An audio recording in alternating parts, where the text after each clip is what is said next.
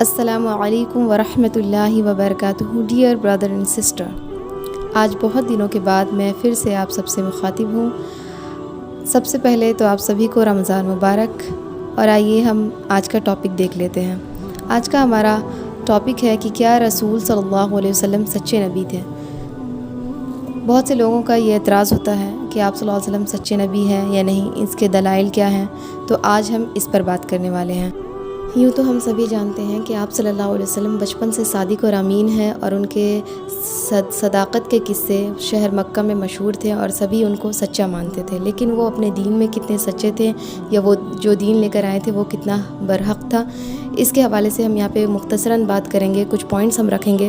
تو سب سے پہلے آپ دیکھیں کہ آپ صلی اللہ علیہ وسلم کے ساتھ آپ کے صحابہ تھے، اور انہوں نے اللہ کے حکم کو وہ آپ کے صحابہ تک پہنچایا. یعنی کہ وہ حکم جو جیسے نماز، روزہ، زکوٰۃ اور حج جیسے احکامات بتائیں جو کہ مشکل ترین احکام ہیں. لیکن اگر انہیں اپنی شہرت، اپنا فیم چاہیے ہوتا تو وہ اپنے فالوورز کو ایسے کام کہتے ہیں جو کہ بہت آسان ہوتے، تاکہ ان کے فالوورز زیادہ بڑھیں اور ان کی شہرت زیادہ ہو، کیونکہ آسان کام میں زیادہ فالوورز آتے ہیں. نیکسٹ پوائنٹ یہ ہے کہ اپنے فالوورز کو انہوں نے جو حکم دیا، یعنی کہ نماز روزے کے بارے میں جو بھی احکامات بتائیں دین سے ریلیٹڈ، لیکن آپ صلی اللہ علیہ وسلم اس سے اوپر کرتے تھے، یعنی ایکسٹرا ایفرٹ کرتے تھے. مثال کے طور پر روزانہ تہجد پڑھا کرتے تھے، نفلی روزوں کا اہتمام کیا کرتے تھے، ایکسٹرا عبادات کیا کرتے تھے. تو انسان ایکسٹرا کس لیے کرتا ہے؟ ظاہر ہے کہ ہم ایکسٹرا محنت اس لیے کرتے ہیں تاکہ کسی کو ہم راضی کر سکیں، کسی کو خوش کر سکیں. تو آپ صلی اللہ علیہ وسلم اللہ تعالیٰ کو خوش کرنا چاہتے تھے، اور وہ نبی تھے اس لیے وہ ایکسٹرا ایفرٹ کیا کرتے تھے. ہمارا نیکسٹ پوائنٹ یہ ہے کہ آپ صلی اللہ علیہ وسلم کے بیٹے ابراہیم کا انتقال ہوا تھا. تو اس وقت سورج گرہن ہوا تھا. تو لوگوں نے یہ سوچا تھا کہ یہ سورج گرہن اس لیے ہوا ہے کیونکہ نبی کے بیٹے کا انتقال ہوا ہے. تو آپ صلی اللہ علیہ وسلم نے صاف صاف یہ لوگوں کو بتا دیا کہ یہ سورج اور چاند اللہ کی نشانیاں ہیں، یعنی کہ اس کا تعلق آپ کے بیٹے کی موت سے بالکل بھی نہیں ہے. اگر کسی کو اپنے آپ کو فیمس کرنا ہو، اپنے آپ کو زیادہ فوقیت دینا ہو، تو وہ یہ کہہ سکتا ہے کہ ہاں میرے گھرانے سے انتقال ہوا ہے، میں اتنا بڑا، اتنا عظیم ہوں، اس لیے ایسا ہوا ہے. لیکن آپ صلی اللہ علیہ وسلم نے ایسا نہیں کیا، جس سے ان کی صداقت کا پتہ چلتا ہے. ایک اور پوائنٹ دیکھیں، یہ کہ قرآن اللہ کا کلام ہے، نہ کہ محمد صلی اللہ علیہ وسلم کا. لوگ ایسا کہتے ہیں، بعض لوگوں کا کہنا ہے، سوچنا ہے کہ یہ کلام رسول اللہ صلی اللہ علیہ وسلم کا ہے، جو کہ بالکل غلط ہے.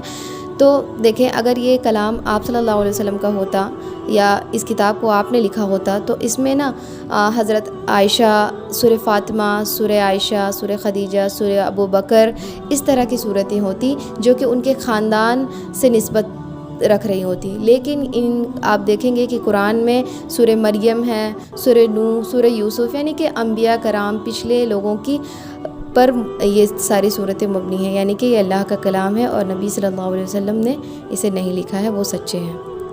اور ہمارا نیکسٹ جو پوائنٹ ہے وہ بہت ہی امپورٹنٹ پوائنٹ ہے کہ جب حضرت عائشہ رضی اللہ تعالی عنہا پر اعتراض ہوا تھا، یعنی ان پہ الزام لگایا گیا تھا، تو نبی کریم صلی اللہ علیہ وسلم نے کوئی فوری رد عمل نہیں دیا تھا. انہوں نے کوئی انسٹنٹ ریئیکشن نہیں لیا تھا، بلکہ انہوں نے انتظار کیا، اللہ تعالیٰ کے حکم کا، اللہ تعالیٰ کی وحی کا انتظار کیا. 1 ماہ تک انہوں نے خاموشی رکھی. اگر کوئی شخص ہوتا، جھوٹا ہوتا، تو وہ اس طرح کر سکتا تھا کہ وہ اپنے سے چند آیتیں لکھ دیتا اور بول دیتا کہ یہ اللہ کی طرف سے آیا ہوا ہے، اور وہ اپنے لیے کوئی بہترین فیصلہ خود ہی کر لیتا، یعنی اپنے آپ کو الزام سے بری کر لیتا. لیکن آپ صلی اللہ علیہ وسلم نے ایسا بالکل بھی نہیں کیا. اور جو سب سے اہم بات ہے وہ یہ دیکھیں کہ آپ صلی اللہ علیہ وسلم نے اپنی ذات کے لیے جد و جہد نہیں کیا. اتنی مشقتیں دین کے لیے اٹھائیں، اتنی پریشانیاں دیکھیں، لوگوں کی طرف سے طرح طرح کی مشکلات دیکھیں، لیکن انہوں نے وہ ثابت قدم رہے. کیونکہ وہ اللہ کے دین کے لیے اذیتیں برداشت کر رہے تھے. ان کو اپنی امت کا غم تھا، اپنے امت کی فکر تھی.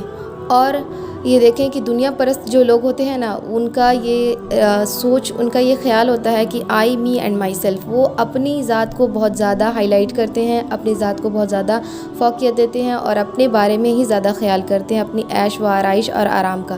لیکن نبی کریم صلی اللہ علیہ وسلم کا معاملہ اس سے بالکل برعکس ہے. وہ اپنی ذات پر توجہ نہیں دیتے تھے، یعنی اپنے آپ کو ہائی لائٹ نہیں کرتے تھے، اپنے آپ کو زیادہ فیمس نہیں کرتے تھے. اگر ایسا ہوتا تو آپ صلی اللہ علیہ وسلم کبھی بھوکے نہ رہتے. آپ صلی اللہ علیہ وسلم اتنی اذیتوں کے بعد بھی اتنی نرمی کا معاملہ نہ کرتے، اتنے نرم مزاج اور اتنے لوگوں کے ساتھ احسن سلوک کرنے والے نہ ہوتے. تو امید ہے کہ آپ سب کو یہ بات سمجھ میں آ گئی ہوگی اور یہ سارے پوائنٹس واضح طور پر سمجھ میں آ رہے ہوں گے. انشاءاللہ ہماری پھر ملاقات ہوگی نیکسٹ ویڈیو میں. تب تک کے لیے جزاکم اللہ خیرا. السلام علیکم ورحمۃ اللہ وبرکاتہ.